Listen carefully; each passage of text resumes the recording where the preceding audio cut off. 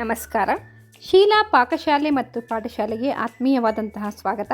ಇವತ್ತಿನ ಒಂದು ತರಗತಿಯಲ್ಲಿ ಆದಿಕವಿ ಅಂದರೆ ಯಾರು, ಆದಿಕವಿ ಅಂತ ಯಾವ ಕವಿಯನ್ನು ಕರೆಯುತ್ತೇವೆ, ಅವರ ಕಾಲ, ಸ್ಥಳ, ಕೃತಿ, ಹಾಗೆ ಅವರ ತಂದೆ ಯಾರು, ತಾಯಿ ಯಾರು, ಹಾಗೆ ಅವರು ರಚನೆ ಮಾಡಿರುವಂತಹ ಕೃತಿಗಳಲ್ಲಿ ಏನನ್ನು ಹೇಳೋದಕ್ಕೆ ಅಂತ ಹೊರಟಿದ್ದಾರೆ, ಯಾವ ಧರ್ಮದ ಬಗ್ಗೆ ಅವರು ತಿಳಿಸ್ತಾ ಹೋಗ್ತಾರೆ ಇರೋದನ್ನ ತಿಳ್ಕೊಳ್ಳೋಣ.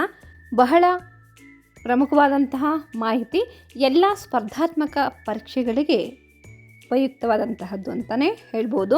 ಯಾಕೆ ಅಂತಂದರೆ ಹಳೆಗನ್ನಡ ಸಾಹಿತ್ಯ ಇರ್ಬೋದು ಅಥವಾ 10ನೇ ಶತಮಾನದಲ್ಲಿ ಬಂದಂತಹ ಪ್ರಮುಖ ಕವಿಗಳು ಯಾರು, ಅವರ ಕಾಲ, ಸ್ಥಳ, ಕೃತಿಯ ಮೇಲೆ ಪ್ರಶ್ನೆಗಳು ಖಂಡಿತ ಬಂದಿರುತ್ತೆ. ಹಾಗಾಗಿ ಈ ವಿಡಿಯೋವನ್ನು ನಾನು ಮಾಡ್ತಿರೋದು.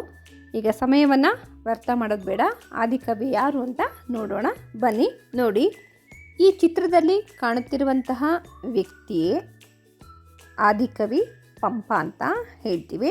ಇವರು ಯಾವ ಶತಮಾನದಲ್ಲಿ ಜನಿಸಿದ್ರು ಅನ್ನೋದ್ರ ಬಗ್ಗೆ ಈಗ ನಾನು ಸಂಪೂರ್ಣವಾಗಿ ನಿಮಗೆ ತಿಳಿಸ್ತಾ ಹೋಗ್ತೀನಿ. ಕನ್ನಡದ ಆದಿಕವಿ ಪಂಪನು ಆದಿಪುರಾಣದಲ್ಲಿ ಹೇಳಿರುವಂತೆ ಈತನ ಕಾಲ ಯಾವುದೆಂದು ನೋಡೋಣ ಬನ್ನಿ. ಬಹಳ ಸುಲಭವಾದಂತಹ ಮಾಹಿತಿಯನ್ನು ನಿಮಗೆ ಹೇಳೋದಕ್ಕೆ ಅಂತ ಇಷ್ಟಪಡ್ತಾ ಇದ್ದೀನಿ. ಕಾಲ ಕ್ರಿಸ್ತಶಕ 902, ಸ್ಥಳ ವೆಂಗಿಪಡು ಇರುವಂಥದ್ದು ಆಂಧ್ರ ಪ್ರದೇಶದಲ್ಲಿ. ಕೃತಿಗಳು ಆದಿಪುರಾಣ ಮತ್ತು ವಿಕ್ರಮಾರ್ಜುನ ವಿಜಯ ಅನ್ನುವಂತಹ 2 ಕೃತಿಗಳನ್ನು ರಚನೆಯನ್ನು ಮಾಡಿದ್ದಾರೆ. ಈ 2 ಕೃತಿಗಳು ಸಹ ಚಂಪು ಕಾವ್ಯದಲ್ಲಿ ರಚನೆಯಾಗಿರುವಂಥದ್ದು. ಚಂಪು ಅಂತ ಅಂದರೆ ಗದ್ಯ ಮತ್ತು ಪದ್ಯ ಮಿಶ್ರಿತವಾದಂಥ ಶೈಲಿ ಅಂತ ಹೇಳ್ತೀವಿ. ಪಂಪ ಕವಿಗೆ ಆಶ್ರಯವನ್ನು ನೀಡಿದಂತಹ ರಾಜ ಚಾಲುಕ್ಯರ 2ನೇ ಅರಿಕೇಸರಿ ಎನ್ನುವಂತಹ ರಾಜನ ಆಸ್ಥಾನದಲ್ಲಿ ಇದ್ದಂತಹ ಕವಿ ಪಂಪ ಕವಿ ಅಂತ ಹೇಳ್ತೀವಿ. ಧರ್ಮವನ್ನು ನೋಡುವುದಾದರೆ ಜೈನ ಧರ್ಮ. ಇವರಿಗೆ ಇದ್ದಂತಹ ಬಿರುದು ಯಾವುದು ಅಂತಂದರೆ ಆದಿಕವಿ ಪಂಪ ಅಂತ ಹೇಳ್ತೀವಿ. ಆದಿ ಅಂತ ಅಂದರೆ ಪದದ ಅರ್ಥ ಮೊದಲು ಅಂತ ಹೇಳ್ತೀವಿ. ಮೊದಲನೆಯ ಕವಿ ಈ ಪಂಪ ಕವಿ ಅಂತ ಹೇಳ್ತೀವಿ. ಸಾಹಿತ್ಯ ಪ್ರಕಾರ, ಯಾವ ಒಂದು ಸಾಹಿತ್ಯದ ಪ್ರಕಾರದಲ್ಲಿ ಇವರು ಕೃತಿಗಳನ್ನು ರಚನೆಯನ್ನು ಮಾಡಿದ್ರು ಅಂತ ಅಂದರೆ ಚಂಪು ಶೈಲಿ ಅಂತ ಹೇಳ್ತೀವಿ. ಇವರ ತಂದೆ ಭೀಮಪ್ಪಯ್ಯ, ತಾಯಿ ಅಬ್ಬಣಬ್ಬೆ ಎನ್ನುವರು ಇವರ ಮಗನಾಗಿ ಜನಿಸ್ತಾರೆ. ನಂತರ ಜೈನ ಧರ್ಮಕ್ಕೆ ಸಂಬಂಧಪಟ್ಟಂತಹ ಒಂದು ಕೃತಿಯನ್ನು ರಚನೆಯನ್ನು ಮಾಡ್ತಾರೆ. ಅದನ್ನು ಆದಿಪುರಾಣ ಅಂತ ಹೇಳ್ತೀವಿ. ಹಾಗೆ ಇನ್ನೊಂದು ಕೃತಿ ಅಂತ ಹೇಳಿದೆ ವಿಕ್ರಮಾರ್ಜುನ ವಿಜಯ ಅಂತ ಹೇಳಿದೆ, ಅದು ಮಹಾಭಾರತದ ಕಥೆಯನ್ನು ಒಳಗೊಂಡಿರುವಂಥದ್ದು ಅಂತ ತಿಳ್ಕೊಳ್ಬೋದು. ಇವರ ಗುರು ದೇವೇಂದ್ರ ಮುನಿ.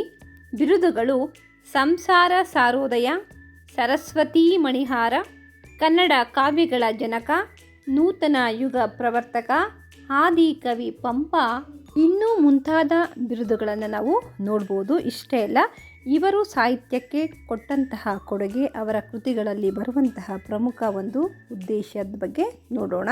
ಪಂಪ ಕವಿಯ ಪ್ರಮುಖ ಕೃತಿಗಳ ಬಗ್ಗೆ ಸ್ವಲ್ಪ ವಿವರಣೆಯನ್ನು ನೋಡಿಕೊಂಡು ಬರೋಣ ಬನ್ನಿ. ಆದಿಪುರಾಣ ಜೈನ ಧರ್ಮದ ಮೊದಲ ತೀರ್ಥಂಕರರಾದ ಋಷಭನಾಥರ ಒಂದು ಜೀವನವನ್ನು ವಿವರಿಸುತ್ತದೆ. ಇದು ಧಾರ್ಮಿಕ ಕಾವ್ಯವಾಗಿ ಮೂಡಿಬಂದಿರುವಂತಹದ್ದು ಅಂತ ಹೇಳ್ಬೋದು. ಹಾಗೆಯೇ ಇನ್ನೊಂದು ಮಹಾಕೃತಿ ಯಾವುದು ಅಂತಂದರೆ ವಿಕ್ರಮಾರ್ಜುನ ವಿಜಯ ಅಥವಾ ಪಂಪ ಭಾರತ ಅಂತ ಹೇಳ್ತೀವಿ. ಇದು ಮಹಾಭಾರತದ ಕಥೆಯನ್ನು ಆಧರಿಸಿರುವಂತಹ ಒಂದು ಕೃತಿ ಅಂತ ಹೇಳ್ತೀವಿ. ಇಲ್ಲಿ ಅರ್ಜುನನನ್ನು ನಾಯಕನನ್ನಾಗಿ ಪಂಪ ಚಿತ್ರಣವನ್ನು ಮಾಡ್ತಾನೆ.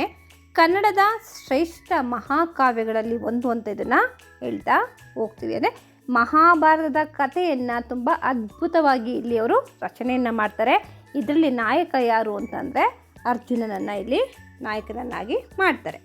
ಪಂಪ ಸಾಹಿತ್ಯದ ಒಂದು ವೈಶಿಷ್ಟ್ಯತೆಗಳೇನು, ವಿಶೇಷತೆಗಳೇನು ಅನ್ನೋದ್ರ ಬಗ್ಗೆ ತಿಳ್ಕೊಳ್ಳೋಣ. ಏಕೆಂದರೆ ಒಬ್ಬ ಕವಿಯ ಬಗ್ಗೆ ನಾವು ತಿಳ್ಕೊಳ್ಳೋಕೆ ಹೋದಾಗ ಅವರ ಕಾಲ, ಸ್ಥಳ, ಕೃತಿ, ಅವರ ಒಂದು ಉದ್ದೇಶ ಏನು, ಆ ಕೃತಿಯಲ್ಲಿ ಏನನ್ನ ಒಂದು ಸಂದೇಶವನ್ನು ತಿಳಿಸ್ತಾ ಇದ್ದಾರೆ ಸಮಾಜಕ್ಕೆ ಅನ್ನೋದು ತಿಳ್ಕೊಳ್ಳೋದು ಸಹ ಬಹಳ ಮುಖ್ಯವಾಗತ್ತೆ.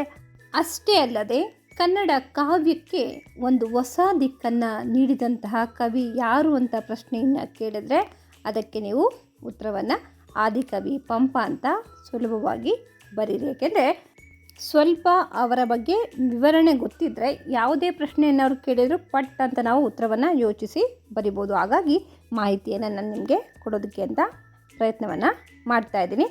ಈಗ ಪಂಪ ಕವಿಯು ಕನ್ನಡ ಸಾಹಿತ್ಯಕ್ಕೆ ಕೊಟ್ಟಂತಹ ಕೊಡುಗೆಗಳು ಏನು ಅದ್ರ ಬಗ್ಗೆ ನೋಡೋಣ. ಕನ್ನಡದ ಮೊದಲ ಮಹಾಕವಿ ಎಂಬ ಗೌರವವನ್ನು ಪಡೆಯುತ್ತಾರೆ.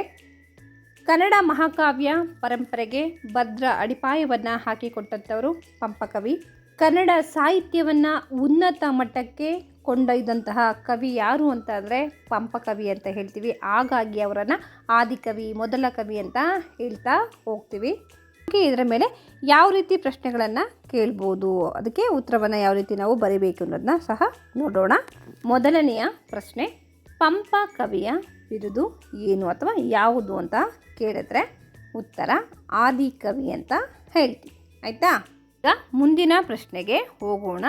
ಪ್ರಶ್ನೆ ಸಂಖ್ಯೆ 2, ಪಂಪರ ಪ್ರಸಿದ್ಧ ಕೃತಿಗಳು ಯಾವುವು ಅಥವಾ ಪಂಪ ಕವಿಯು ರಚಿಸಿದ ಪ್ರಮುಖ ಕೃತಿಗಳು ಯಾವುದು ಅಂತ ಕೇಳಿದ್ರೆ ಒಂದು ಆದಿಪುರಾಣ, ಮತ್ತೊಂದು ವಿಕ್ರಮಾರ್ಜುನ ವಿಜಯ ಅಂತ ನೀವು ಬರೀಬೇಕಾಗತ್ತೆ. ಆಯಿತಾ? ಮುಂದಿನ ಪ್ರಶ್ನೆ, ಪಂಪರು ಯಾವ ಧರ್ಮಕ್ಕೆ ಸೇರಿದವರು ಅಥವಾ ಪಂಪ ಕವಿಯು ಯಾವ ಧರ್ಮಕ್ಕೆ ಸೇರಿದವರು ಅಂತ ಪ್ರಶ್ನೆಯನ್ನು ಕೇಳಿದ್ರೆ ಜೈನ ಧರ್ಮ ಅಂತ ನೀವು ತಿಳ್ಕೊಳ್ಬೇಕು. ಅರ್ಥ ಮಾಡಿಕೊಂಡು ಪ್ರಶ್ನೆಗೆ ಉತ್ತರವನ್ನು ಬರೆಯೋದಕ್ಕೆ ಪ್ರಯತ್ನ ಮಾಡಿ.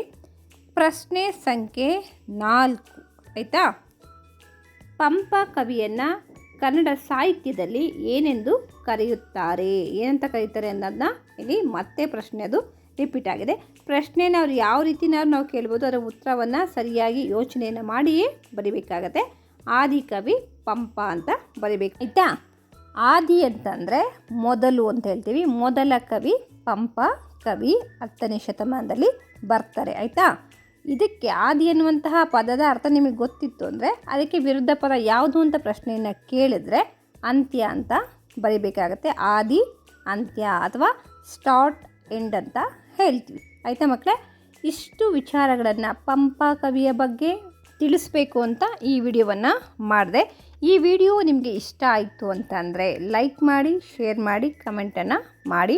ಆದಷ್ಟು ಪೂರ್ತಿ ವಿಡಿಯೋವನ್ನು ನೋಡಿ ನಿಮ್ಮ ಸ್ನೇಹಿತರಿಗೂ ಸಹ ಶೇರ್ ಮಾಡಿ. ಹೊಸ ಒಂದು ವಿಡಿಯೋ ನೋಟಿಫಿಕೇಷನ್ಗೋಸ್ಕರ ಬೆಲ್ಲೈಕನ್ನ ಪ್ರೆಸ್ ಮಾಡಿ. ಈ ಮಾಹಿತಿಯನ್ನು ಸರಿಯಾಗಿ ನೀವು ಕೇಳಿಸ್ಕೊಂಡು ಅರ್ಥವನ್ನು ಮಾಡಿಕೊಳ್ಳಿ. ಯಾವುದೇ ಸ್ಪರ್ಧಾತ್ಮಕ ಪರೀಕ್ಷೆಗಳಲ್ಲಿ ಇದರ ಬಗ್ಗೆ ಪ್ರಶ್ನೆಗಳನ್ನು ಕೇಳಿದರೆ ನೀವು ಸುಲಭವಾಗಿ ಉತ್ತರವನ್ನು ಬರೆದು ಉತ್ತಮವಾದಂತಹ ಅಂಕಗಳನ್ನು ಗಳಿಸಿ ಅಂತ ಹೇಳ್ತೀನಿ.